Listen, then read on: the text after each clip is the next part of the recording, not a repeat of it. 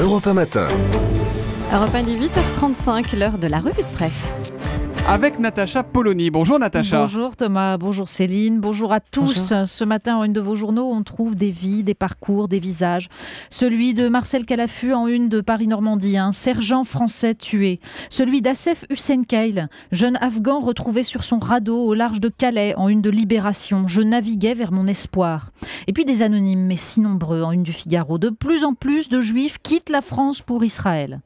On parle aussi choix énergétiques ce matin. Aujourd'hui en France, pollution de l'air. Enfin des mesures et l'opinion. Fessenheim, une facture exorbitante. Et puis on décrypte la comédie que tout le monde va voir en une de Marianne. Enquête sur un film phénomène. Mais bon Dieu, pourquoi ça cartonne ? L'Europe est très présente dans la presse ce matin. Oui, l'événement, bien sûr, c'est la tribune de François Hollande dans Le Monde. L'événement, quoique. Le journal affiche en une cette citation « Sortir de l'Europe, c'est sortir de l'histoire ». On peut ajouter quelques autres sentences du même ordre. L'Europe, c'est la paix. C'est solennel, mais ça n'a pas l'air de convaincre. D'abord parce que pour Olivier Pirault dans la Nouvelle République, l'Europe que François Hollande veut, c'est à peu de choses près celle qui existe déjà. Mais l'Europe que les citoyens veulent, c'est celle qui les protégera. C'est également l'avis de Christophe Bonnefoy dans le journal de la Haute-Marne. La deuxième sortie médiatique de François Hollande en quelques jours risque de faire pchit. Car, dit-il, les Français ont carrément l'impression que Bruxelles leur assène chaque jour un petit coup de massue supplémentaire en matière d'économie. Dans l'Alsace, Laurent Baudin fustige, au-delà des jolis mots, l'absence de toute réflexion concrète. Il y a urgence, dit-il, à faire cesser ces pratiques déloyales qui consistent à faire venir de la main-d'œuvre bon marché d'Europe de l'Est aux grandes dames des artisans. Urgence à harmoniser la législation du travail, la fiscalité. Dans Les Échos, Cécile Cornudet résume « Hollande invente l'allant sans aile ». Du coup, tout le monde se demande pourquoi il a pris la parole. Et c'est Dominique de Montvalon qui répond dans l'Opinion. Retournement dimanche, Europe jeudi, plus ça va, plus François Hollande parle. Oui, il n'est pas adepte du silence mitterrandien. Alors pourquoi ? Eh bien parce que Nicolas Sarkozy envisage de s'exprimer et qu'il faut lui damer le pion.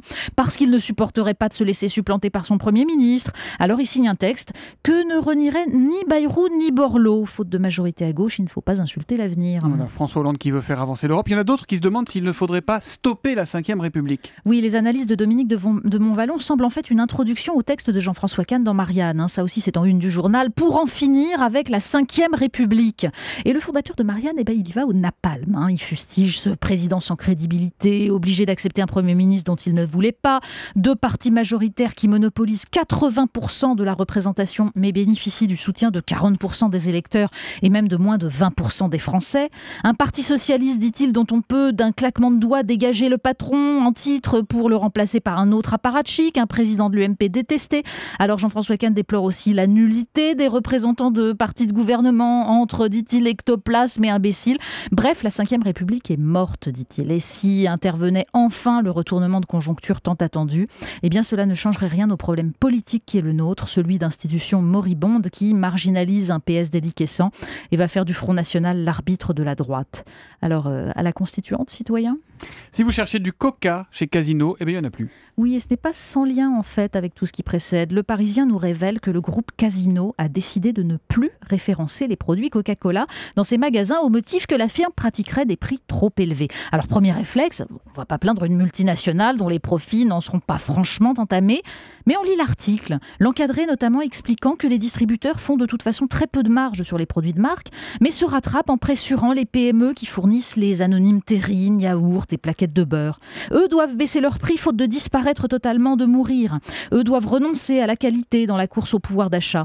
Et l'on comprend que cette grande distribution qui, la main sur le cœur, défend notre pouvoir d'achat, joue en fait avec notre santé et organise la déflation, c'est-à-dire la mort de l'économie. Voilà, sur le sujet, je vous recommande le passionnant Zoom Echo d'Axel de Tarlet. C'était à 7h10 sur Europe 1 et vous pouvez le retrouver évidemment sur europe1.fr.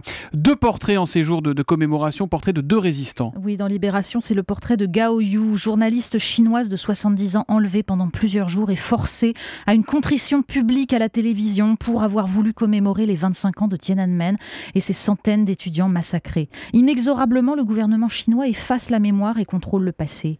Et puis, dans le magazine M, c'est un homme à la silhouette longue, à la mise sobre. Le père Franz van der Lugt était un prêtre jésuite. Il a été abattu le 7 avril à Homs, où il s'évertuait à rester malgré le danger. Benjamin Barthes raconte les marches qu'il organisait pour les jeunes chrétiens et musulmans dans un pays où marcher est une aberration et où les classes sociales sociales et les religions ne se mélangent pas. Il était également thérapeute dans un pays où les psys se comptent sur les doigts de la main.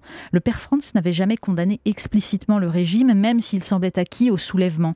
Mais sa seule présence était un hymne à la liberté. Allez, on termine en mode zen. Oui, ça c'est également dans le magazine M qui nous raconte les séances de méditation organisées chez Google. Les employés en chaussettes sur la moquette invités à un exercice de pleine conscience de 10 secondes. Oula. Oui, 10 secondes, parce qu'il ne faut pas abuser de la conscience non plus. Un récit surréaliste dans lequel un ingénieur de Singapour reconverti dans l'optimisme facturé tente de convaincre des cadres stressés qui ont comme dans l'idée que le numérique et donc Google pourrait être en fait un peu responsable de l'émiettement de nos capacités de concentration. Mais un cadre qui médite est un cadre productif. D'ailleurs, vous, Thomas, j'ai bien senti que vous méditiez un peu pendant le Marmite Fraisse. Je vous ai chopé. Je ne suis pas en chaussettes, regardez. Mais oui. L'Opinion nous dit que le journal L'Opinion nous dit lui que Stéphane Le Foll, proche de François Hollande, s'est lancé dans le coaching du président pour le faire travailler sur ses erreurs de communication, ses interventions télé-ratées. Il devrait essayer la méditation ou la pause médiatique en fait. La revue de presse Natacha Polony tous les matins à 8h35 sur Europe 1. Bonne journée Natacha. Bonne journée. Europe 1 matin.